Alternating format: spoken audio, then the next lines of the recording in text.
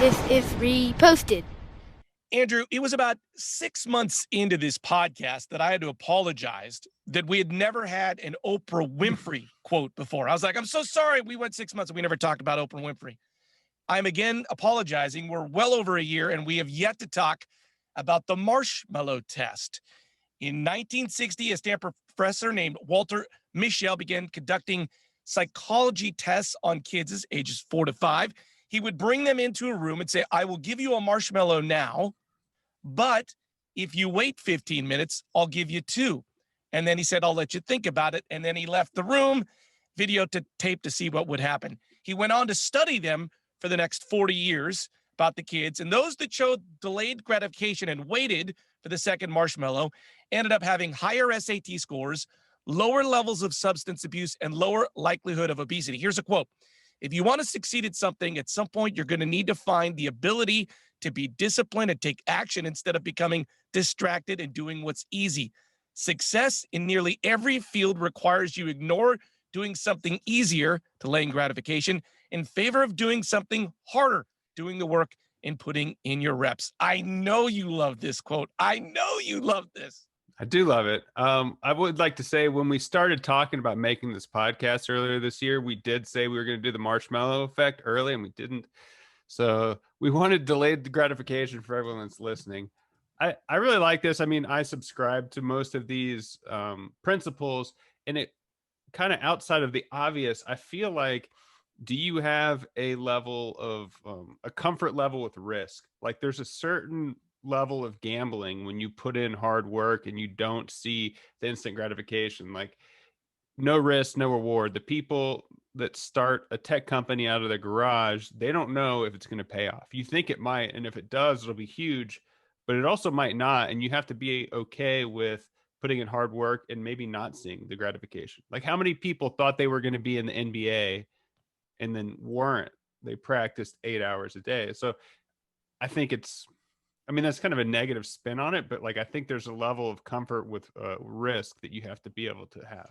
Well, the pushback to the marshmallow effect has come recently, and it kind of pushes back against what you're saying. What's the harm in just eating a nice marshmallow the minute someone gives it to you and savoring it, enjoying it, as opposed to waiting for 2? Why not just enjoy the one? So, for instance, like Steve Jobs, he worked really hard for a really long time and missed out on a lot of great life opportunities, including a daughter that he had. Sometimes when you're locked in and delay gratification for the hard work, you miss the current aspects of life that are going on right at that moment. Yeah. I guess another thing that I think is interesting on the marshmallow effect experiment is that hardwired into you, or is it your environment? Yep. And it kind of, I think it's suggesting that it's who you are. I mean, maybe it can slightly be changed and you can be molded to fit your square peg into a round hole. But I think some people have a comfort with risk and some people don't. And I mean, the risk is studying really hard and maybe you'll be valedictorian. I saw this kid, it went viral on YouTube recently. He was a valedictorian of a high-end prep school, and he gives his valedictorian speech and he's like, it wasn't worth it. I should have spent more time focusing on friendships.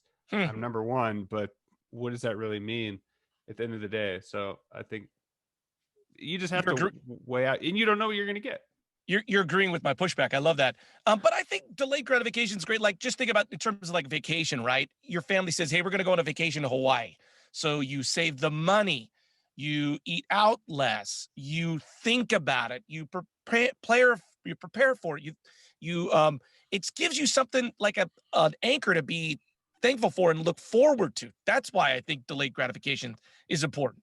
Yeah, and I think it's sweet. Like it's sweeter for you to get whatever you planned for versus if I said, hey, I want a new car, and you bought me a new car, I probably wouldn't take as good a care of it as if I saved for a year and then bought one or whatever. Kind of like your 2-day in your Amazon cart thing. Like if I really want it, I'm willing to wait for it. And things that you get immediately, I think generally don't make you as happy. I don't know if this is delayed gratification, but I've been married to my wife almost 17 years. And we always buy our new car. We pay for our new car immediately. So we save the money for we start saving for the new car once we bought the old car. We start putting, so that way we don't have to have interest when we buy the car. Yeah. Does that make sense? It does. Okay. Do you feel more satisfied when you do that? No, but I'm just saying, like, I feel like it's funny when those like when we deduct it from our checking account, I'm like, wow, we're eventually going to get a new car. Yeah. But it's going to be like, however many, it's going to be, another 10 years before we get it. And then you're not saddled with a payment. You're like, oh, I got to do this every month. Like if an emergency comes up, you have it. I'm curious back to the hard wiring. You have 3 test subjects on how people react to delayed gratification. Do you see that differently in all 3 of your kids? Oh, absolutely. My youngest is he's a little, I don't want to say turd, but I guess he would eat that marshmallow in seconds. My middle kid is a complete rule follower. He would sit there and agonize for the 15 minutes that doctor left to be like, should I do it? Should I not? Should I not? And my oldest would kind of be like, I think she's on the border. Maybe she would eat it. Maybe she would. She's a coin toss. What do you think you are? I think I definitely probably would have waited. I think I would have been like, ooh, double the fun. I think I would have waited. Like what about you? Mint gum? I don't know. I think when I was a kid, I probably would have eaten it. I am the youngest of 3, like your youngest, but now, I mean, I think I would wait. This show is possibly a delayed gratification. Like we don't know if it's going to pay off. We're putting in a lot of time. Maybe it won't. And that's the risk. I'm comfortable with that risk. I want to push back on that. For me, it's not delayed gratification. I look forward to every single time we get to hang out. If I just got to hang out with you for 10 minutes a day, I'd enjoy that. Now we get to tape it. And on top of that, I get to learn things every single day. If this thing went nowhere, to me personally, it's already been a way huge success just in my life and the way that it's made me think. All right. Well, I enjoy hanging out with you too, but I'm trying to bring it back to this experiment that happened. Well, if you have something you want to say, here's the time for Larry to say it. This is the last thing I was saying. People talk about. I had heard about this like 5 years ago. And I was like, how come I had never heard about the marshmallow test? It's kind of in circles. You'd obviously heard about it. The way that I heard about it was David Brooks, who I love to read in the New York Times. He's a columnist. He went to interview Barack Obama for the first time at the White House, and they totally bonded over this idea of the marshmallow test. It's kind of highly controversial-ish. Yeah. And Brooks was talking about this, just talking with President Obama about the marshmallow test. And I found it fascinating. So I always love discussing the marshmallow test. Well, if you want to discuss the marshmallow test, please reach out. You can find us at Reposted Podcast on Facebook, Twitter, or Instagram. I'm Andrew Keller for DJ Marshmallow saying thanks for stopping by.